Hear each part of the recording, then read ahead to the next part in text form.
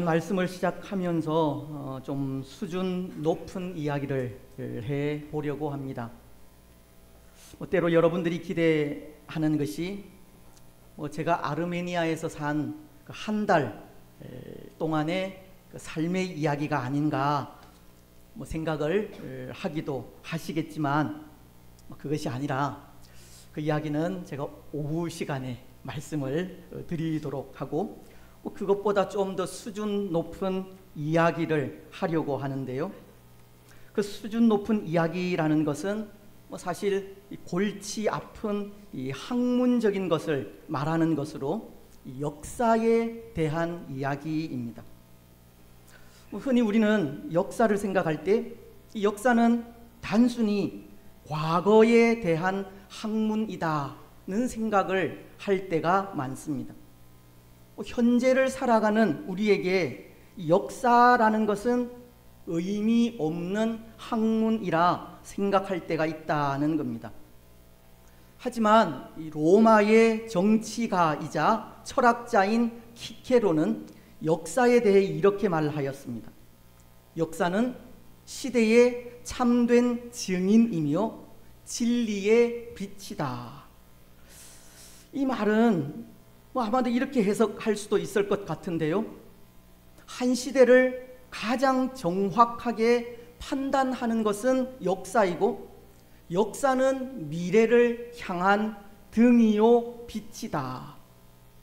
마치 시편 119편 105절이 주의 말씀은 내 발의 등이요 내 길의 빛이니이다 라고 하시면서 하나님의 말씀이 우리의 걸음과 길을 인도한다는 말씀을 하시듯 키케로는 역사가 후시대 사람들에게 참된 진리를 보게 하고 바른 길을 걷게 한다는 말을 한 것입니다. 그래서 사실은 이 역사를 소홀히 여겨서는 안 됩니다. 역사를 통해 미래로 나아갈 수 있기 때문입니다. 저 역시 그런 의미에서 1700여 년의 기독교 역사를 가진 이 아르메니아를 방문하게 된 것이기도 합니다. 영국의 역사가인 H. 카도 역사란 무엇인가 라는 책을 통해 이런 말을 하였습니다. 역사란 현재와 과거의 끊임없는 대화이다.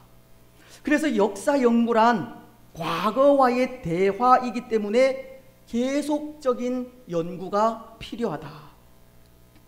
H카도 과거를 통해 현재를 살고 과거를 통해 미래로 나아갈 수 있기 때문에 역사에 대한 연구는 계속 되어야 한다는 말을 한 것입니다. 여러분, 어떤 의미에서 성경도 역사입니다. 물론 성경엔 율법서도 있고 예언서도 있으며 시가서도 있지만 이 성경의 대부분은 유대인들의 역사를 기록한 역사서라고 할 수 있습니다.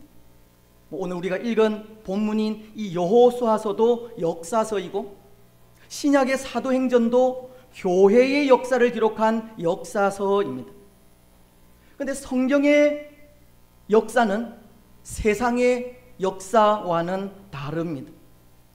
성경이 세상의 역사와 다르다는 것은 그 기록된 관점이 다르기 때문으로 때로 세상사는 우리 사람이 살아온 인생사나 정치사를 기록하고 있지 않습니까? 세상 역사는 유사 이래로 우리 사람이 살아온 일에 대해서 기록을 하고 있다는 겁니다. 그래서 사실 세상의 역사는 거짓된 기록이 있어서는 안 됩니다. 역사가 미화된다거나 과대 포장되어서도 안 되고 잘못된 일이 숨겨지고 감추어지는 왜곡이 있어서도 안 됩니다. 역사는 있는 그대로의 모습을 있는 그대로 기록해야 합니다. 그래야 앞서 키케로가 말한 대로 시대의 참된 증인이 되고 진리의 빛이 되기 때문입니다. 하지만 성경은 인생사나 정치사가 아닌 하나님께서 인류를 구원해 가시는 구원의 역사를 기록하고 있습니다. 때로 그 일에 세상 역사를 사용하시기는 하지만 사람을 통해 사람을 구원하시는 역사가 성경입니다. 그래서 우리는 그것을 세상사와는 다르게 구속사라고 부릅니다. 성경은 역사를 기록한 관점이 하나님께서 우리 인류를 구원해 가시는 것에 있다는 겁니다. 성경의 역사는 인류의 구원을 위한 역사이고, 그래서 그것을 요약하면 이렇게 요약할 수 있습니다. 태초에 하나님이 세상을 창조하시고 아담과 하와를 만드셨습니다. 하나님은 하나님과 온전한 관계를 누릴 수 있는 죄 없는 남자와 여자를 창조하신 겁니다. 그리고 그들에게 하나님이 만드신 우주 안에서 살도록 하셨습니다. 하지만 아담과 하와는 사단의 유혹을 받아 하나님께서 먹지 말라고 하신 선악과를 먹는 죄를 범하게 되었고, 그 죄의 대가로 세상으로 쫓겨나게 됩니다. 그들은 땀을 흘려야 먹을 수 있게 되었고, 이 세상을 살아가면서 슬픔과 아픔과 고통을 당하게 되었으며 영원히 죽는 죽음이 찾아오게 되었습니다. 오늘 우리 인생이 이 세상 속에서 당하는 모든 고통이 아담과 하와가 지은 죄의 결과라는 것입니다. 그런데 하나님은 범죄한 인생을 그냥 그대로 내버려 두시지 않았습니다. 범죄한 인생을 구원하시려는 계획을 가지셨기 때문인데요, 그 구원 계획을 이스라엘이라고 하는 민족을 통해 이루어 가시게 됩니다.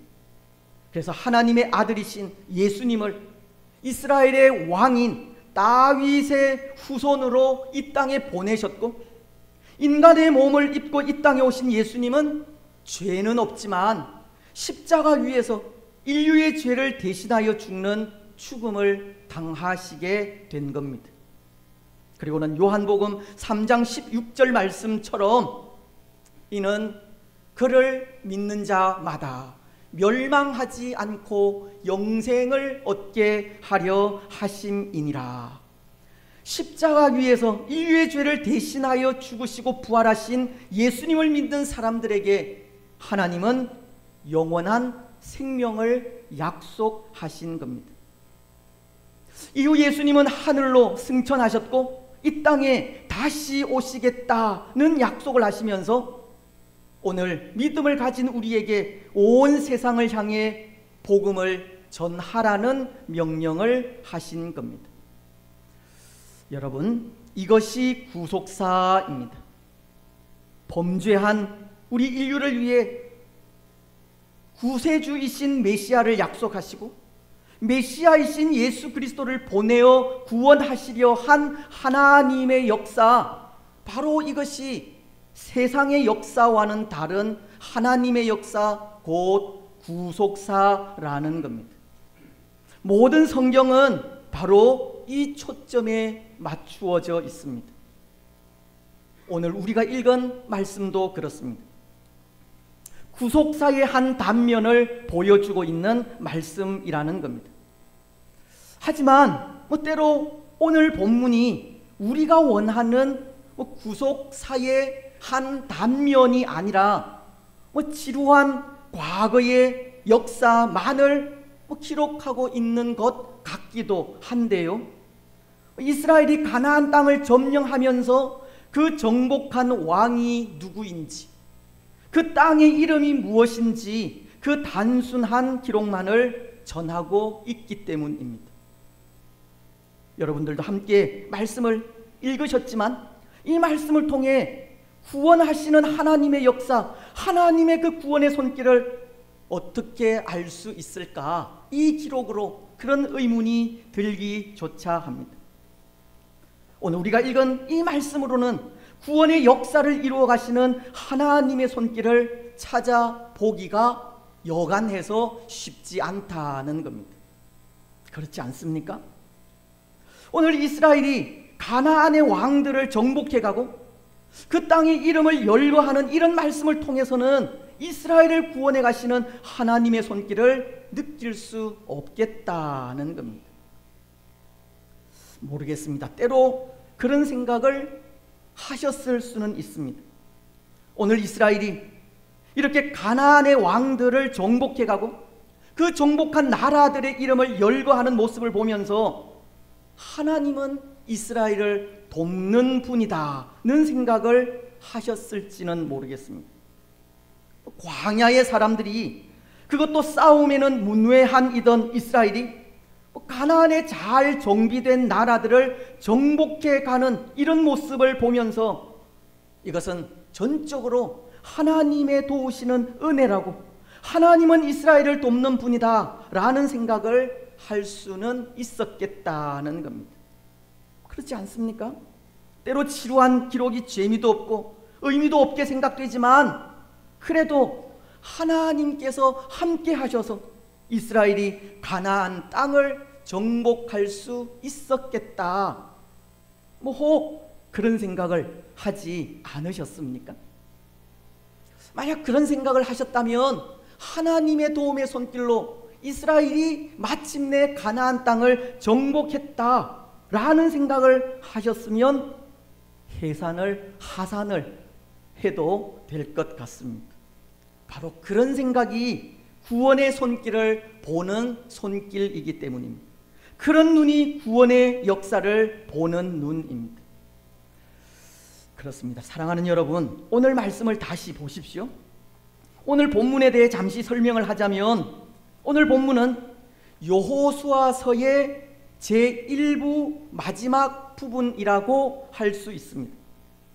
이 여호수아서는 크게 4단락으로 나눌 수 있는데요, 그 첫 번째 단락은 이스라엘이 요단을 건너 가나안 땅에 입성하는 부분으로 1장 1절로 5장 12절까지의 말씀입니다. 그리고 두 번째 단락은 5장 13절부터 오늘 본문 마지막 절인 12장 24절까지의 말씀으로, 이 부분은 가나안 땅을 취하라고 하신 하나님의 명령이 완성된 부분입니다. 세 번째 단락은 이스라엘이 점령한 땅을 그들 12지파에게 분배하는 장면으로 13장 1절로 21장 45절까지 기록하고 있고, 그리고 마지막 네 번째 단락은 22장 1절로 24장 33절까지 말씀으로 여호수아가 이스라엘 백성들에게 여호와 하나님만을 섬기라고 설교하는 고별 설교가 담겨져 있습니다. 여호수아는 이렇게 4단락으로 나눌 수 있다는 겁니다. 그런데 이 4단락을 두 부분으로 나누게 될 때 그 4단락의 각 둘을 한 부분으로 묶을 수 있는데요, 오늘 우리가 읽은 이 본문은 그 첫 번째 부분의 마지막에 해당이 되는 겁니다. 이스라엘이 가나안에 입성하고 정복전쟁을 통해 그 모든 땅을 차지하라고 하신 하나님의 명령을 완수한 부분이라는 겁니다. 그러니 때로 이 부분은 지루할 수밖에 없는 부분이기도 합니다. 전쟁을 통해서 이스라엘이 차지한 땅과 그들이 정복한 왕들을 열거하고 있는 것이 당연하다는 겁니다. 정복전쟁을 통해서 마침내 그 땅을 차지하였다고, 그래서 하나님의 명령을 완수하였다라고 하는 사실을 전하는 것이 바로 오늘 우리가 읽은 말씀입니다. 그런데 여러분, 바로 이 부분에서 발견할 수 있는 것이 구원의 역사라는 겁니다. 때로 이스라엘이 차지한 땅과 취한 왕들의 목록을 장황하게 기록하고 있는 것이 지루하게도 느껴지고 의미 없이 생각되기도 하지만, 그럼에도 이 일을 기록하고 있는 것은 바로 이 일에 하나님의 간섭하심, 하나님의 손길, 하나님의 구원의 역사가 있었다는 것을 가르쳐 주는 장면이기 때문입니다. 하나님의 도우시는 그 손길로 인하여서 이스라엘이 마침내 가나안 땅을 정복할 수 있었다는 겁니다. 하나님의 그 구원의 역사를 보여주는 장면이라는 겁니다. 이 모든 일이 구속사의 한 부분이라는 겁니다. 그렇습니다. 그래서 오늘 우리는 하나님의 이런 구원의 역사를 바라보면서 두 가지 깨닫게 되는 것이 있는데요. 먼저 그 하나는, 하나님은 약속하신 것을 그대로 지키시는 신실하신 하나님이라는 겁니다. 하나님께서 이루신 이 구원의 역사를 바라보면서 그 역사를 이루신 신실하신 하나님을 만날 수 있다는 겁니다. 여러분, 오늘 이렇게 이스라엘이 가나안 땅을 정복했다라는 것, 결국 무엇을 이야기하고 있습니까? 하나님의 약속, 하나님의 구원 계획이 이루어졌다는 것을 말하고 있는 겁니다. 여러분, 이스라엘에게 가나안은 하나님의 약속이었습니다. 그리고 하나님은 이스라엘 백성들에게 약속하신 그 약속을 오늘 마침내 이루셨습니다. 가나안 땅에 이스라엘 백성들을 들이시면서 구원의 약속을 이루셨다는 겁니다. 창세기 12장을 보면 하나님께서 이스라엘의 민족의 조상인 아브라함을 부르시면서 약속한 것이 있습니다. 창세기 12장 2절은 이렇게 말씀하십니다. 내가 너로 큰 민족을 이루고 내게 복을 주어 내 이름을 창대하게 하리니 너는 복이 될지라. 하나님은 아브라함을 부르시면서 큰 민족을 이루시리라는 약속을 하신 겁니다. 그리고 창세기 15장 13절로 14절을 통해서는 내 자손이 이방에서 객이 되어 400년 동안 괴로움을 당할 것이나 내가 그 나라를 징벌하여 내 자손은 큰 재물을 이끌고 나오게 될 것이라는 약속을 하셨으며, 출애굽기 6장에서는 8절을 통해 모세에게 하신 말씀이 이렇습니다. 내가 아브라함과 이삭과 야곱에게 주기로 맹세한 땅으로 너희를 인도하고 그 땅을 너희에게 주어 기업을 삼게 하리라.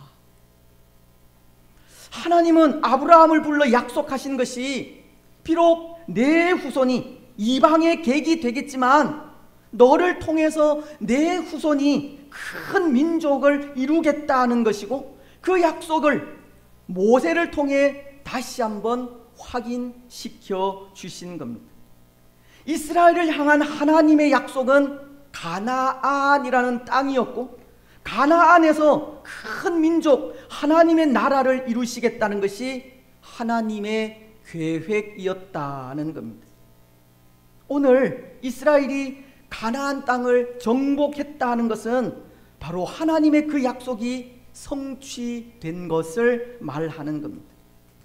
오늘 여호수아가 그들이 정복한 땅과 왕들을 기록하고 있는 것이 아무 의미가 없는 것이 아니라, 이 땅은 이미 오래전에 하나님께서 우리 이스라엘 조상들에게 약속하신 땅이고, 하나님께서 약속하신 그대로 이 땅을 정복하여 마침내 하나님의 약속이 성취된 것을 알리고 있는 그런 기록이라는 겁니다. 그래서 오늘 본문은 약속을 이루신 신실하신 하나님을 찬양하는 기사이고, 이스라엘의 구원을 이루신 하나님의 신실하심을 송축하는 기사인 것입니다. 여러분, 하나님은 얼마나 신실하신 분입니까? 하나님은 얼마나 약속을 잘 지키시는 분입니까? 하나님은 하나님께서 오래전에 아브라함에게 약속하신 그대로 가나안 땅을 마침내 이스라엘에게 주신 겁니다. 아브라함과 이삭을 이어 야곱이 가나안을 떠난 지 약 430년이 흘렀지만 그 긴 세월 동안 한순간도 잊지 않고 기억하셨다가 마침내 하나님께서 정하신 시간에 가나안이라는 땅을 주신 겁니다. 하나님은 약속을 이루셨습니다. 하나님은 신실하신 분입니다. 이것은 오늘 우리에게도 마찬가지입니다. 하나님은 오늘 우리에게도 많은 약속을 하셨습니다. 사실 오늘 우리가 가지고 있는 이 성경이 약속의 말씀인 것을 가르치지 않습니까? 성경은 신약과 구약으로 되어 있는데요. 신약과 구약의 그 약이라는 말이 카바넌트, 언약 또는 약속을 의미하는 말입니다. 그래서 구약은 예수님이 오시기 전에 구원자이신 예수님을 보내시겠다고 약속하신 말씀의 기록이고, 신약은 약속하신 그대로 이 땅에 오신 예수님에 대해 기록한 그런 기록입니다. 특히 구약을 보시면 물론 여러 부분에서 예수님의 탄생을 약속하고 있지만 이사야서는 7장 14절을 통해 이렇게 말씀하십니다. 그러므로 주께서 친히 징조를 너희에게 주실 것이라. 보라, 처녀가 잉태하여 아들을 낳을 것이요 그의 이름을 임마누엘이라 하리라. 구약은 오실 예수님에 대한 약속의 말씀이라는 겁니다. 그리고 신약인 마태복음은 1장 25절을 통해 이렇게 말씀하고 있습니다. 아들을 낳기까지 동침하지 아니하더니 낳음의 이름을 예수라 하니라. 구약의 약속 그대로 예수님이 이 땅에 오셨음을 전해주고 있습니다. 또한 하나님의 약속이 사도행전 16장 31절을 통해서는 주 예수를 믿으라. 그리하면 너와 내 집이 구원을 받으리라고 약속하신 그대로 이 땅에 오신 예수님을 마음으로 믿고 입으로 신하면 구원을 받게 될 것을 약속하셨고, 그 외에 많은 말씀들을 통해서는 하나님의 말씀을 지키는 자에 대한 복도 말씀하셨습니다. 성경은 약속의 말씀이라는 겁니다. 성경은 구속사라는 말씀을 드렸듯이 성경은 우리의 구원을 약속한 말씀인 것입니다. 바로 우리를 위한, 나를 위한 약속의 말씀이 성경입니다. 근데 여러분, 그 약속, 하나님께서 이 약속의 말씀인 성경을 통해서 하신 약속이 어떻게 된다는 겁니까? 신실하신 하나님으로 인해 그대로 이루어진다는 겁니다. 우리를 향하신 그 모든 약속은 신실하신 하나님으로 인해 이루어지는 겁니다. 그래서 예수님을 나의 구원자로 마음으로 믿고 입으로 신하면 그 즉시 구원을 받게 되고, 약속의 말씀을 잘 지켜 살아가면 신명기서가 약속하듯이 세계 모든 민족 위에 뛰어나게 되고, 성읍에서도 들에서도 복을 받으며 들어와도 복을 받고 나아가도 복을 받게 되는 것입니다. 여러분, 그 약속의 말씀들 한번 확인해야 하지 않겠습니까? 먼저 사도행전 16장 31절 말씀을 우리 자막을 보고 다 같이 읽겠습니다. 시작. 이르되 주 예수를 믿으라. 그리하면 너와 내 집이 구원을 받으리라 하고, 말씀은 분명히 우리에게 약속하시는 것이 주 예수를 믿으라. 그리하면 너와 네 집이 구원을 받게 될 것이라 하셨습니다. 또 구약 신명기서 28장인데요. 1절 말씀부터 6절 말씀까지 우리 자막을 보면서 같이 읽겠습니다. 시작. 네가 내 하나님 여호와의 말씀을 삼가 듣고 내가 오늘 네게 명령하는 그의 모든 명령을 지켜 행하면 내 하나님 여호와께서 너를 세계 모든 민족 위에 뛰어나게 하실 것이라. 네가 내 하나님 여호와의 말씀을 청종하면 이 모든 복이 내게 임하여 내게 이르리니 성읍에서도 복을 받고 들에서도 복을 받을 것이며 내 몸의 자녀와 내 토지의 소산과 내 짐승의 새끼와 소와 양의 새끼가 복을 받을 것이며 내 광주리와 떡 반죽 그릇이 복을 받을 것이며 네가 들어와도 복을 받고 나아가도 복을 받을 것이니라. 아멘. 사랑하는 여러분, 하나님은 약속하신 그대로를 이루시는 분입니다. 신실하신 하나님이십니다. 오늘 우리와의 약속을 절대 잊지 않으시고 먼저 기억하여 이루시는 분이 하나님이십니다. 그래서 우리는 신실하신 하나님으로 인해 소망을 가질 수 있는 겁니다. 살아가면 살아갈수록 우리의 소망은 예수 그리스도께만 있는 겁니다. 신실하신 하나님만을 의지하고 하나님께 우리 삶의 모든 것을 맡길 수 있는 겁니다. 여러분, 오늘 우리는 약속의 말씀을 이루시는 신실하신 하나님을 항상 의지하시기 바랍니다. 말씀이 약속한 것처럼 주 예수를 믿어 구원받는 복된 성도들이 되시기를 바랍니다. 또 하나님의 약속의 말씀을 잘 지켜 세계 모든 민족 위에 뛰어나고 성읍에서도 들에서도 복을 받으며 들어와도 복을 받고 나아가도 복을 받는 복된 성도들이 되시기를 바랍니다.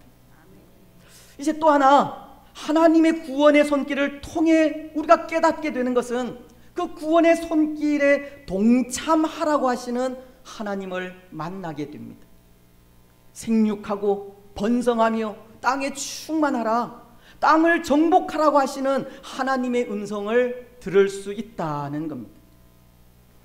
여러분, 오늘 이스라엘이 가나안 땅을 정복했다는 것은 그런 겁니다.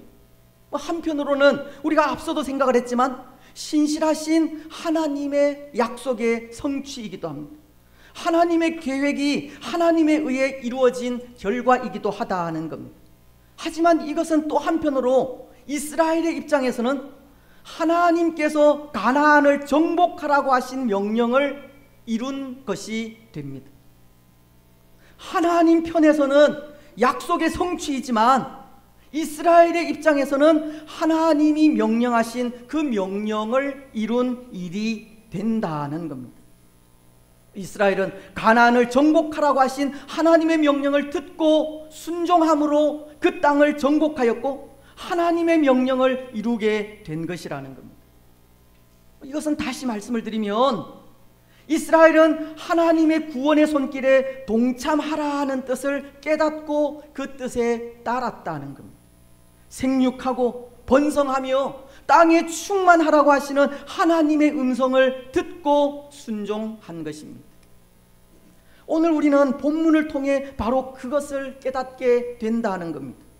오늘 이스라엘이 하나님의 구원의 손길에 동참하여 가나안 땅을 점령해 나아갔듯이 우리에게도 그 구원의 손길에 동참하라는 겁니다. 생육하고 번성하여 땅에 충만하고 땅을 정복하라고 하시는 하나님의 음성을 들으라는 겁니다. 하나님의 그 구원 사역을 우리를 통해서 계속 이어가라는 겁니다. 그렇습니다. 사랑하는 여러분, 하나님께서 교회를 세우신 목적이 어디에 있습니까? 오늘 우리는 교회 설립 52주년을 기념하고 있는데요, 우리 교회를 이곳에 세우신 하나님의 뜻이 어디에 있겠느냐는 겁니다. 마태복음은 28장 19절로 20절을 통해 이렇게 말씀하십니다. 그러므로 너희는 가서 모든 민족을 제자로 삼아 아버지와 아들과 성령의 이름으로 세례를 베풀고 내가 너희에게 분부한 모든 것을 가르쳐 지키게 하라. 볼지어다 내가 세상 끝날까지 너희와 항상 함께 있으리라 하시니라. 예수님은 우리와 항상 항상 함께 있겠다고 하시면서 세상 끝날까지 모든 민족에게 나아가 제자 삼는 일을 하라고 하셨습니다. 교회를 세우신 하나님의 뜻은 하나님의 구원 사역을 계속 이루어 가기 위함이라는 겁니다. 오늘 우리를 통해 하나님의 나라를 세워가라는 겁니다. 계속해서 선교하고 계속해서 전도하며 계속해서 교육하라는 겁니다. 여러분, 오늘 우리는 우리를 통해 죽어가는 영혼들, 믿지 않는 우리 가족들, 이웃들이 예수님을 믿어 하나님께로 돌아오는 역사를 이어가시기 바랍니다. 우리를 통해 아무 소망 없던 나라와 민족이 예수님을 믿어 소망 가운데 거하게 하시기를 바랍니다. 그 일이 하나님께서 우리 교회를 세우신 뜻이고 교회 설립 기념주의를 지키는 우리가 다시금 새겨야 할 말씀입니다. 사랑하는 여러분, 오늘 우리는 우리에게 주어진 이 구원의 역사 잘 써가시기 바랍니다. 오늘 이 땅에 많은 사람들이 우리를 통해 주께로 돌아오게 하시기 바랍니다. 하나님께서 계획하신 그 구원의 손길에 동참하는 우리들이 되시기를 바랍니다. 그래서 예수님 다시 오시는 그날까지 중단 없이 구원의 역사를 이루어가는 우리들이 되시기를 바랍니다. 이제 말씀을 맺겠습니다. 사랑하는 여러분, 오늘 하나님은 구원의 역사를 통해 신실하신 하나님을 만나게 하셨습니다. 구원의 손길에 동참하기를 원하시는 하나님의 마음을 보게 하셨습니다. 오늘 우리는 신실하신 하나님의 손길을 고백하면서 약속의 신실하신 하나님만을 의지하여 항상 소망 가운데 거하시기 바랍니다. 또 구원의 손길에 동참하기를 원하시는 하나님의 마음을 기억하여 교회를 통해 주의 구원을 이루어 가시기 바랍니다. 그래서 그 모습을 통해 교회를 세우신 하나님의 뜻을 더 아름답게 이루어가는 복된 성도들이 되시기를 주님의 이름으로